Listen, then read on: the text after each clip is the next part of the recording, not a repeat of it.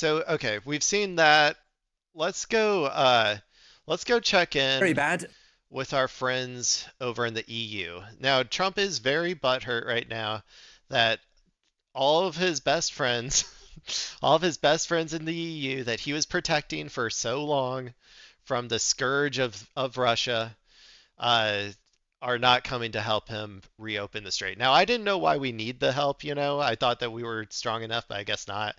Um, so let's see if we can gather any information as to why the Europeans do not want to join this. I have a feeling I know, but this video is by France 24 English. I usually like France 24 to some extent. They they usually they're one of my main sources for EU news, I guess. But answering Trump's call for help in Middle East political suicide for allies, according to France 24. Let's see what they have to say. For NATO. That's the phrase from the US President Donald Trump as he piles pressure on allies to help secure the Strait of Hormuz. Many of those allies, for now though, including France, pledging to keep their missions in the region away to ensure they remain defensive. Today, major economic powers are beginning as well to release oil reserves to ward off supply disruptions. Oil prices are hovering again around $100 a month as prices have surged overall by 40 to 50% as the war has entered its third week. Demanding that these countries Oh come my in gosh, that and take their audio. own territory because it is their territory.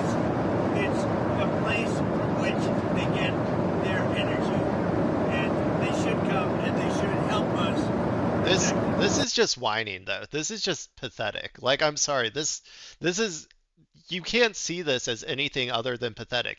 He is begging right now. He is literally on his knees begging for them to come help us. Like, and they're not doing it. And so, and the reason is because he already talked to our military and like tried to get them to do it, and they said no. They were like, nah, we're not gonna put our military assets like right in that tiny little choke point for Iran to just like Thanos snap us out of existence or whatever. Like, and so he's like, okay, we can't get our military to do it. So let's see if we can get other people's militaries to do it. So he's like, yeah, like he's like on his hands and knees begging these countries to come and protect the strait or whatever. And it seems like they're all kind of saying no. You could make the case that maybe we shouldn't even be there at all because Hey, we I don't need agree. it. I We have a agree. lot of oil. Yeah, I agree. We don't need to be there. Thank you. No, Donald Trump. No, this is good. Take this to its next step. We shouldn't even be there at all. So, like I said before, let's take all of our troops and let's move them out of there. They don't got to be there at all. You know, like let Iran just keep pummeling Israel into a pile of dirt and we'll just leave. Like how about that? That sounds good to me. Maybe we shouldn't even be there at all because we don't need it. We have a lot of oil. Well, Oliver Farry from our International Affairs Desk is joining me now here on set. Oliver, US President. Oof, you got it. I'm sorry, dude. You gotta just do it. When you're at this point, like you gotta just do it. I'm sorry. You gotta shave it all off. He would look pretty good. He would look really good if he had a completely shaved head, I think. Like he's got that like that posh Britishness that I think, I don't know, like a Sir Ian McKellen or something. He was bald, right? Am I wrong? I might be thinking of a different guy, but yeah. Calling for US's allies to send warships to help secure the Strait of Hormuz. The response, lukewarm at best, really. Yeah, it doesn't help that Donald Trump made this call not directly to his allies, but in an interview with the Financial Times. And even Trump in that interview was not terribly optimistic that Washington's allies would join the US in the strait. He's But looking he did rough. raise the spectre of, as you said, there being a very bad future for NATO if other countries did not help. Now, among the countries that Trump is calling on include the UK, France, Man, Japan, and this is Australia. like They're in a bit of a tricky situation. this is just like win-win for me, man. I'm sorry. This is so funny. Like if America like destroys NATO, like oh, I would love that. And then like well, I guess it's just a win. I don't know. Like regardless of what happens, I feel like America's era of like force projection is over at this point. So it's like, I don't know, whatever happens from now, we'll see. While privately, their impulse would be to think, why should we help Trump get out of the mess that he has got himself into through an unforced error? Makes sense to me. They I also think that. know, as Trump himself knows, that they're quite dependent on flows of energy from the Persian Gulf. And they're also going to be very wary of upsetting Trump. You know, he's quite an easy man to upset. Japan and Australia have both said that they have no plans for now of sending warships to the Strait of Hormuz, but Also, they also said didn't we do this all in the Red Sea? Like against the Houthis? Like, didn't we already try this? And like, I think we got like maybe the UK to send like a warship or something. But I think that they left, or like, I don't think they were there the whole time. And then we ended up just like, you know, leaving. Like we just like declared victory and left one day. Um, and like and that was against the Houthis, man. That was against the Houthis. Like this is against Iran. Like I don't know. said, of course, that they haven't actually received any official requests, but they're still choosing their words carefully. Now, the biggest fear for all these countries is the obvious one, that they're worried about attacks on their navies and a potential loss of life. And remember that this war, even in the United States, is a very unpopular one. So any foreign leader or leader from a third country who decides to get involved and potentially risk the lives of their own citizens, that could be electoral suicide for them if they were to do so. So Donald Trump obviously feels that he can absorb. Man, all these pesky democracies. Oh, they keep getting in the way. Am I right? I feel like that's the message that's probably going to be taken from these liberal democracies. Is they're probably going to start thinking, man, if only we didn't have a democracy, then we could do all these unpopular things and nobody could do anything. But military losses back home, though that possibly might be tested in the months to come as well. But that's not a luxury that other leaders have. Trump, incidentally, also suggested that China should help as well. See, this is the perfect chance, though, that they should just say no. This is literally the perfect opportunity to say, nah, we're not going to do it. Like, and just say it straight up to his face. Like, no, we're not going to do it. That would be stupid. Why would we do that? Because, like, I keep saying, like, what is he going to do? Like, what are you going to do? They could tariff him more, I guess.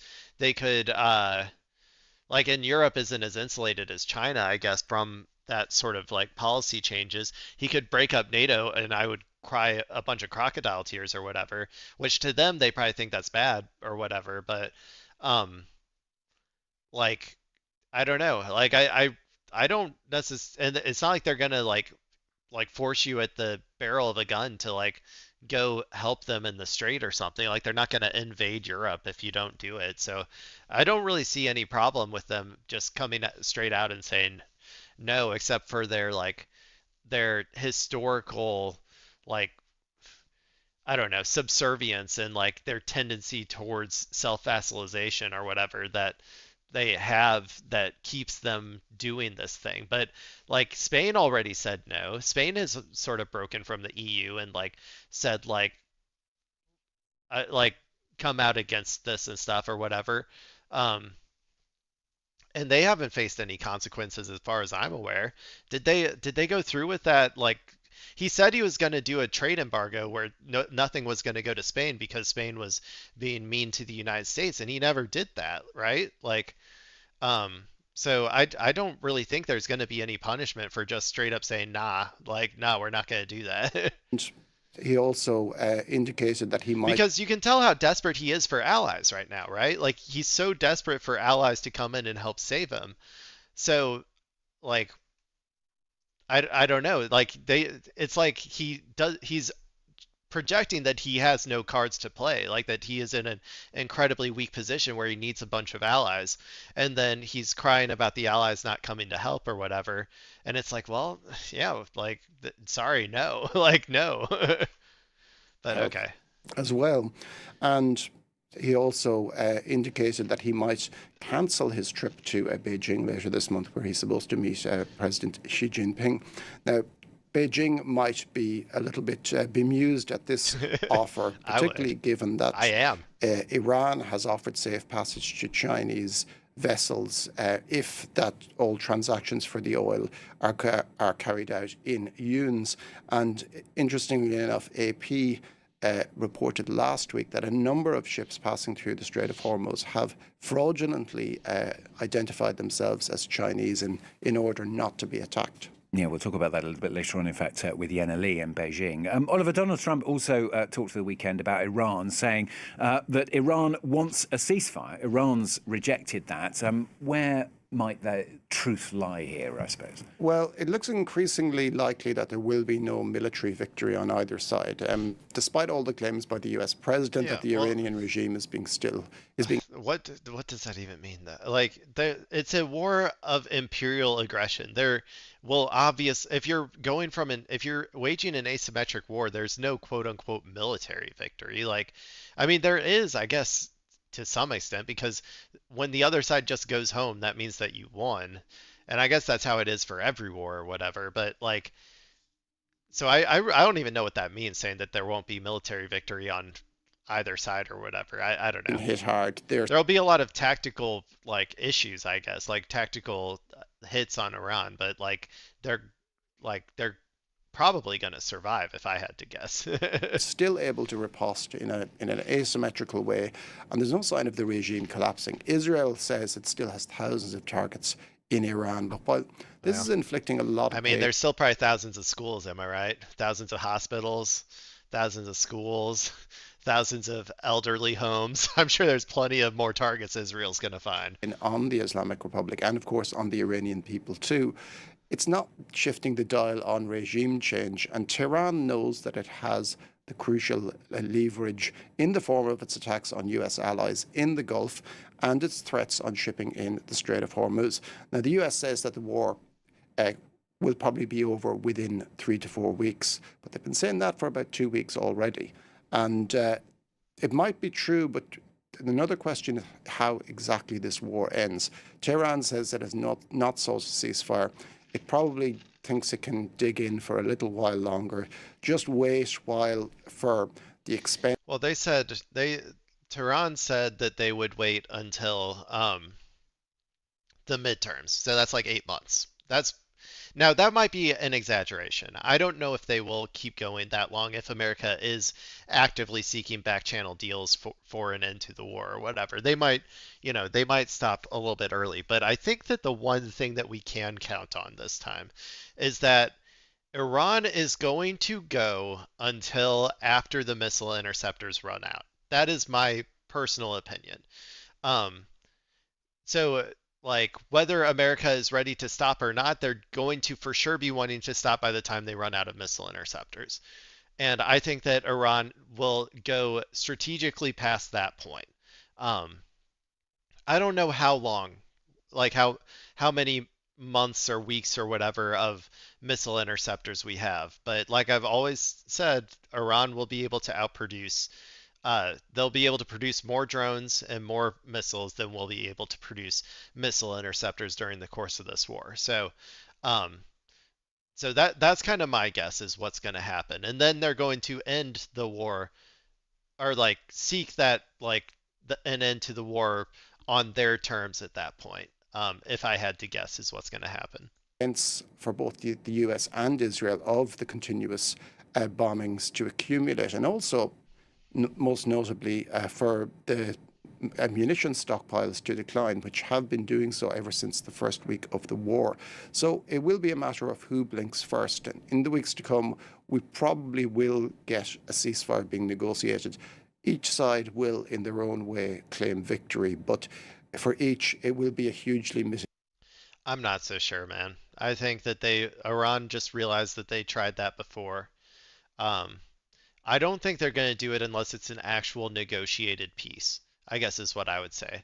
Like, I don't think they're going to accept some like sort of ceasefire or whatever. I think they're going to demand real concessions from the United States to stop if they want or if they want Iran to stop bombing like Israel and the Gulf states or whatever. So I don't know. We'll see what happens, What do I know? I'm, just a silly YouTuber, right?